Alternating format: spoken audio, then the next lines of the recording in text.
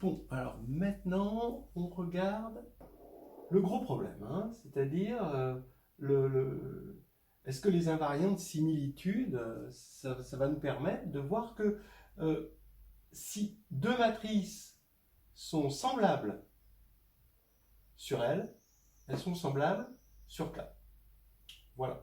On fait la preuve, donc ça va être vrai. Hein, donc c'est un théorème de descente, hein, c'est vraiment les théorèmes de descente. Donc on est allé chercher des choses dans un corps plus haut et on veut faire redescendre l'information au corps plus bas.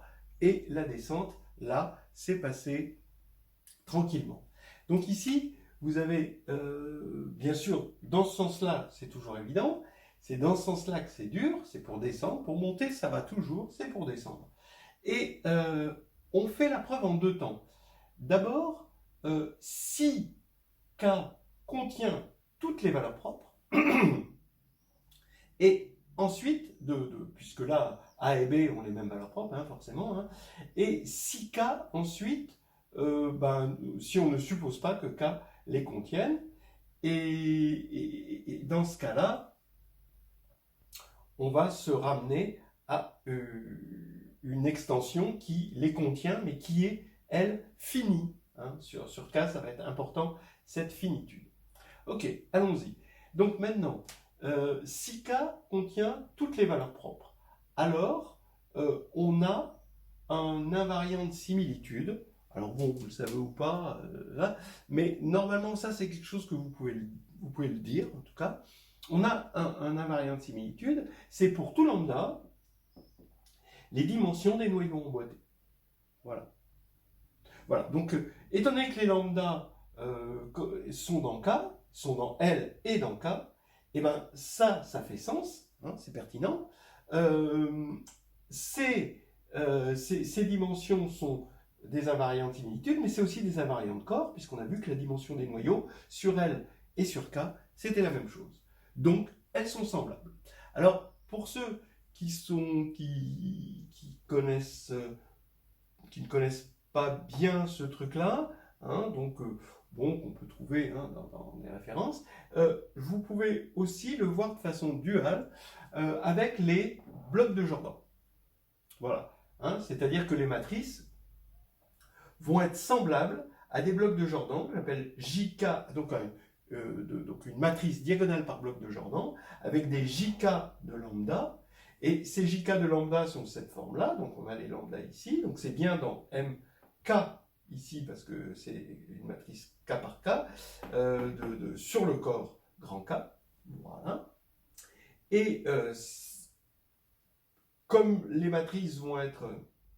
On sait que les matrices sont semblables à une matrice de bloc de Jordan à partir du moment où c'est scindé, où le polynôme caractéristique est scindé, et ça va être vrai sur K et sur L par unicité de la décomposition en bloc de Jordan. C'est encore l'unicité qui nous sert là.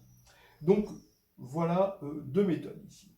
Maintenant, si K ne contient pas toutes les valeurs propres, alors il faut aller chercher un corps dans lequel on a toutes les valeurs propres. Et ce corps, comme ça va nous faire un lien avec cette preuve-là, et après on aura une équivalence, on aura K qui ne les contient pas, le corps qui les contient, et un corps quelconque qui contient ce corps-là, et voilà, ce sera terminé pour la preuve. Alors il faut le montrer quand il ne les contient pas, et on va regarder, on va supposer que L, c'est le corps justement de décomposition du polynôme caractéristique, de sorte à ce qu'il contienne justement toutes les racines, toutes les valeurs propres, et ce qui est intéressant, c'est qu'il est d'ordre fini, on va appeler petit m l'ordre, voilà. On sait que m, il est plus petit que factoriel n, hein, factoriel n, où n, c'est le degré du polynôme caractéristique. Alors, on sait que, donc toujours pareil, on veut montrer que dans ce sens-là, parce que l'autre est évident. Alors, on sait qu'on a ça, donc ça veut dire qu'il existe une matrice P qui est inversible, telle que PA P-1 égale B, c'est-à-dire PA égale BP. et P est inversible, mais le problème c'est qu'elle est sur L et on veut la faire redescendre sur K. Donc regardez comment ça descend. Et bien, comme ça, c'est un espace vectoriel sur K et qui est de dimension finie, M, on a une base, une K-base EI, avec les EI dans L. D'accord? Alors, maintenant, je peux décomposer P dans cette base. Imaginez par exemple que vous avez P qui est dans C, qui a un coefficient dans C, ben vous la décomposez sur R, vous avez une partie réelle de P et une partie imaginaire de P. Bon là c'est pour M égale 2.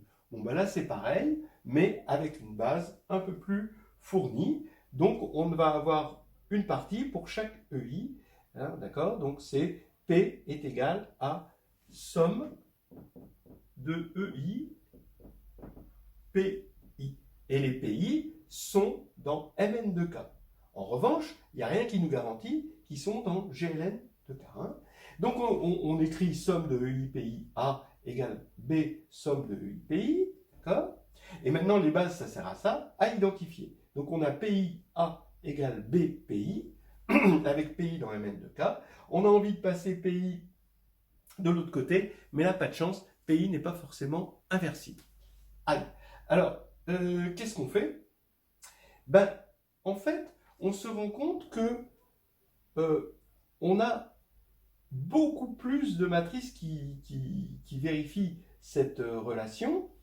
On peut faire toute une combinaison, une K-combinaison linéaire, donc sur le corps K des PI, et ça vérifiera aussi cette commutation. Et il faut trouver une matrice Q qui soit K combinaison linéaire des PI et qui, elle, soit inversible pour pouvoir dire que A et B sont K semblables. Voilà. Alors, donc du coup, ça nous donne envie de prendre ceci, cette combinaison linéaire des PI, avec les TI sur K, mais aussi, pourquoi pas, sur L, et d'en prendre le déterminant et de voir si on peut trouver des TI tels que le déterminant est non nul. Alors, maintenant, il va falloir montrer qu'il existe une famille T1 jusqu'à Tn telle que f des TI est non nulle. Comme ça, on posera Q égale ceci, cette combinaison linéaire sur K, comme les PI sont à coefficient dans K et que les TI sont aussi sur K, on veut les TI sur K, hein, on posera ça égale Q, le déterminant de Q sera non nul, et d'après ce qu'on a dit, comme QA égale BQ par combinaison linéaire de ça, eh ben, on va pouvoir avoir que QA, Q-1 égale B, et que A et B sont semblables sur K, c'est ce qu'on veut. D'accord? Alors regardez, hein, en gros, si vous voulez, ce qu'il faut voir, c'est que on va avoir des fonctions polynomiales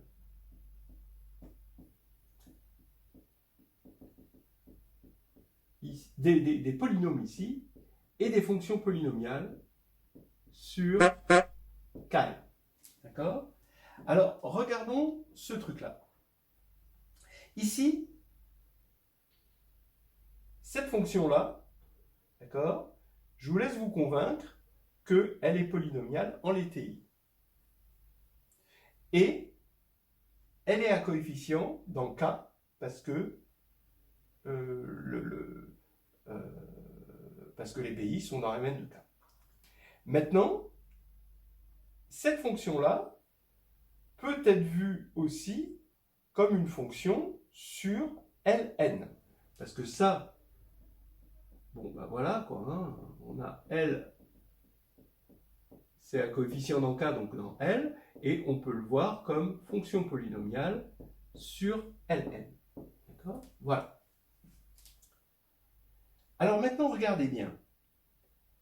La fonction ici, cette fonction-là, sur Ln, elle est non nulle. Pourquoi? Parce que donc f est non nul sur Ln. Hein, car Quand on regarde sur E1, En, cette fonction à n variables, ben, ça va faire le déterminant de somme de EI. Alors les EI, je vous rappelle qu'ils sont dans L, hein, c'est une base de L. Même. Donc ici, on va avoir le déterminant de la somme des EIPI. La somme des EIPI, c'est P. Donc le déterminant de P, il est non nul parce que P, il est dans GLN. D'accord? Voilà. Et donc, c'est une fonction non nulle. D'accord? Donc ça veut dire que ici, c'est non nul. Maintenant, ça veut dire que ici, et en fait ici, parce que le polynôme qui correspond, il a un coefficient dans K, hein, on l'a dit, hein, parce que les P sont dans la même de K, donc on a ici, ça correspond ici à un polynôme non nul. Ben oui, parce que s'il était nul là, ben il serait nul là. Donc là, il est non nul, mais comme il est non nul et que K est infini, on sait que le noyau de ça est nul, ça, bon, je l'avais déjà dit avant, et ben, tac, ici, ça va nous donner quelque chose de non nul. Donc, la fonction, là, vous avez vu ce petit jonglage là, la fonction ici qu'on va obtenir est non nulle. C'est-à-dire qu'il va exister T1, etc., Tn, tel que f de T1 jusqu'à Tn est non nul. Donc, on va poser Q égale somme de TI, PI, pour cette famille TI qui est assurée non nulle. Et donc Q appartient à GLN de K. D'abord, ça appartient à Mn de K, parce que tout ça c'est dans K maintenant, et c'est GLN parce que ça a été fait pour que le déterminant soit non nul. Donc maintenant, ce Q là, il va vérifier QA égale BQ. Pourquoi? Parce que ça c'est vrai, quel que soit I, et on fait une combinaison linéaire, voilà. Et donc, on va avoir QA égale BQ, et donc, comme Q est inversible, on a QA, Q-1 égale B, et finalement, A et B sont semblables sur K. On a posé notre avion tranquillement. Voilà.